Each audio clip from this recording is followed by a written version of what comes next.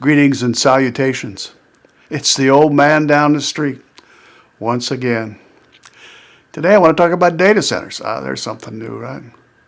But I really want to talk about what data centers are as far as responsibility of our government leaders.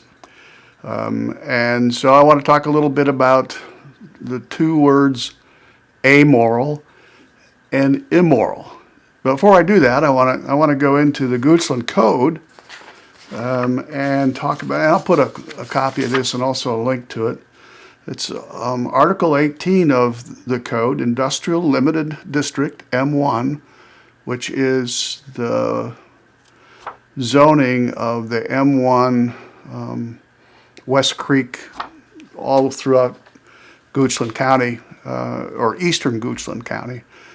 Including, I think, the areas that our houses are currently in, although, I think they changed those to residential to generate some tax revenue for this part of the county, since no industry was essentially moving in, or very little.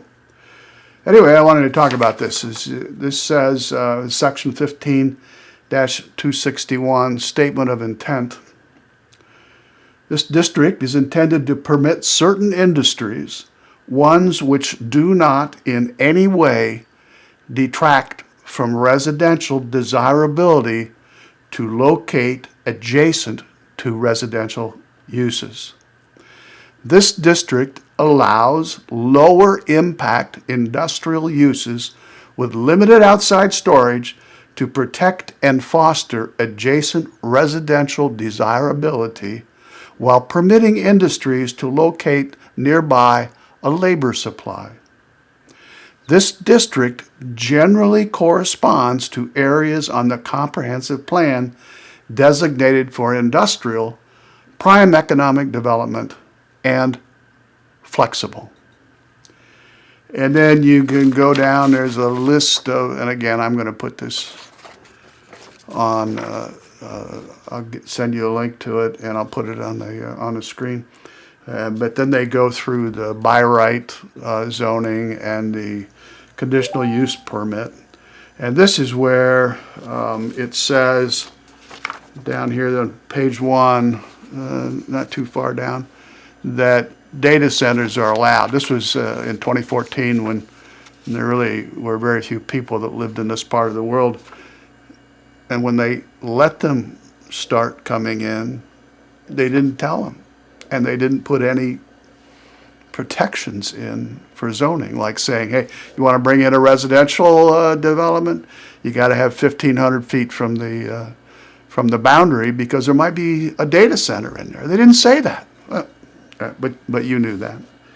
So anyway, I find it incredible that these smart men, right? They're all men. All men on the Board of Supervisors,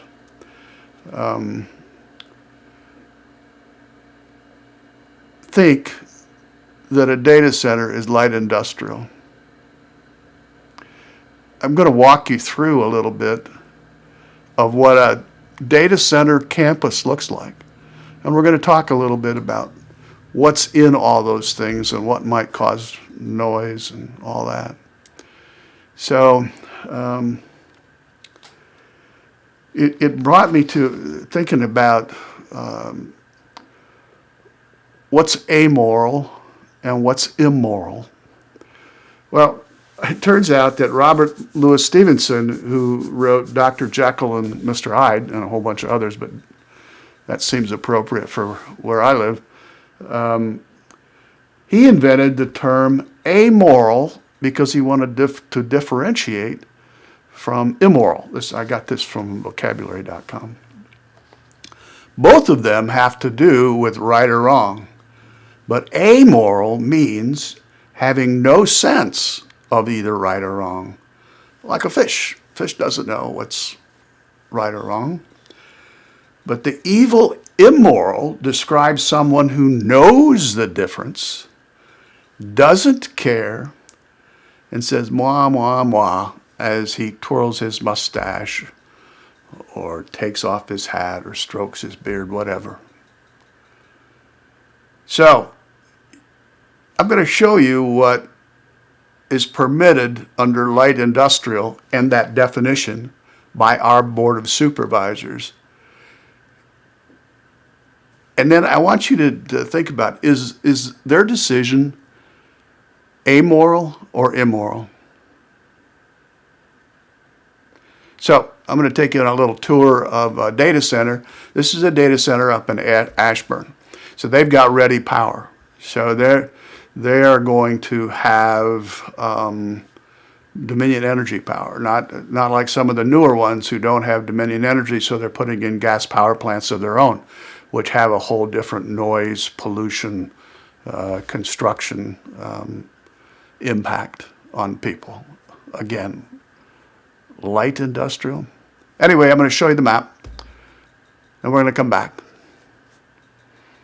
So here we go.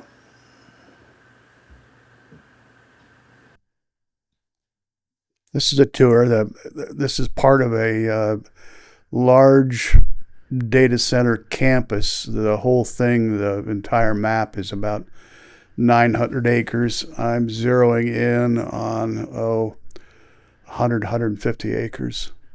Those are some data center buildings. You can see down at the bottom there, actually in the middle of the screen, a couple of those power substations. Those are big power. There's several of these power substations throughout the area. Most of them are on the outside looking in. You can see one at the top of the screen back there, which is closer to the residential areas. What we're looking at here is you can see row after row of generators. Those boxcar or semi-trailer looking things or shipping container sized, they're all generators. You can see there's just dozens of them for that one building alone.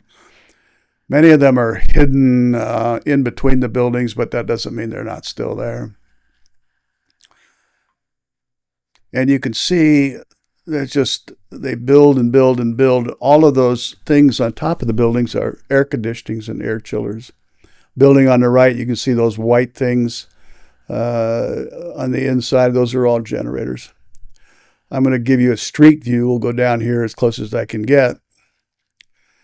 And those are the power lines going from Dominion Energy to the substations, and then into each one of these giant buildings. Those buildings are about 1,200 feet long and 350 feet wide.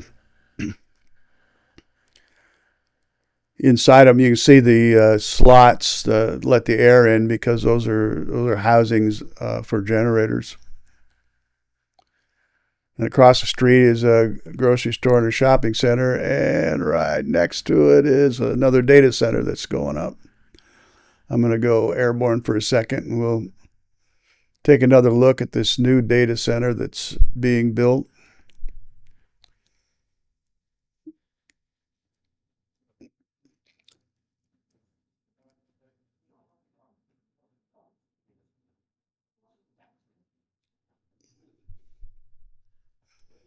I zoomed down in here because from the aerial view, there's a substation right there where that empty field is. This photo was taken in 2023. And I'm going to zoom up and get airborne again.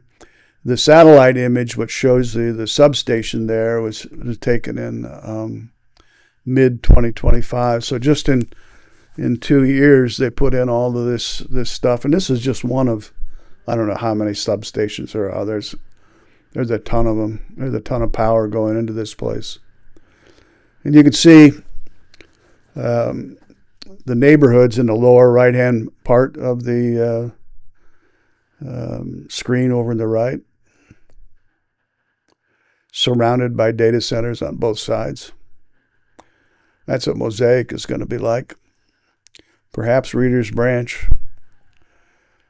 Not sure about Songbird. So go down to a different part of the data center complex. This is the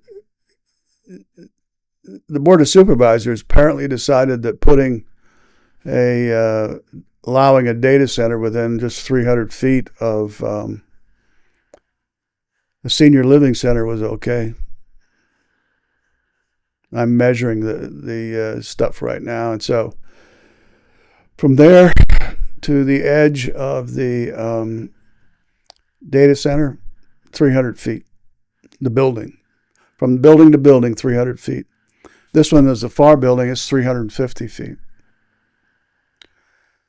Over here, it's a little bit more to the athletic field where I guess the high schools go. I'm not sure. Maybe it's a public park. It's 350 feet to 500 feet, depending on where in the park you are. You can see how close the houses are to the data center. That's 500 feet.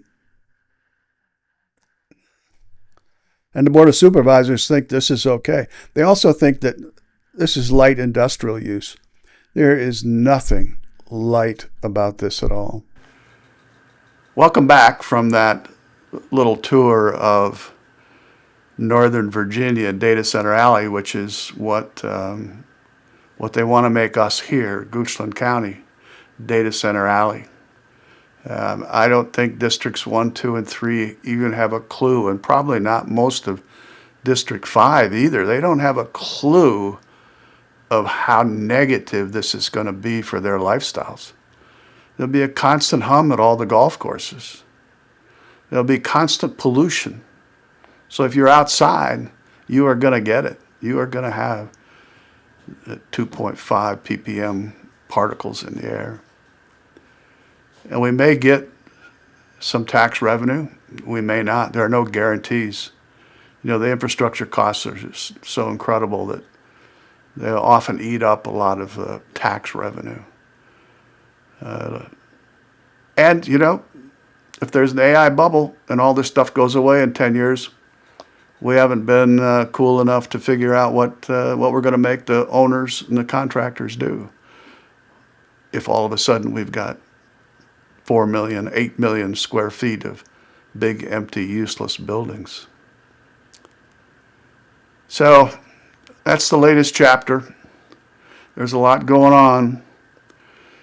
The county's decided that they're digging in their heels and they're going to double down on being wrong and implementing improperly.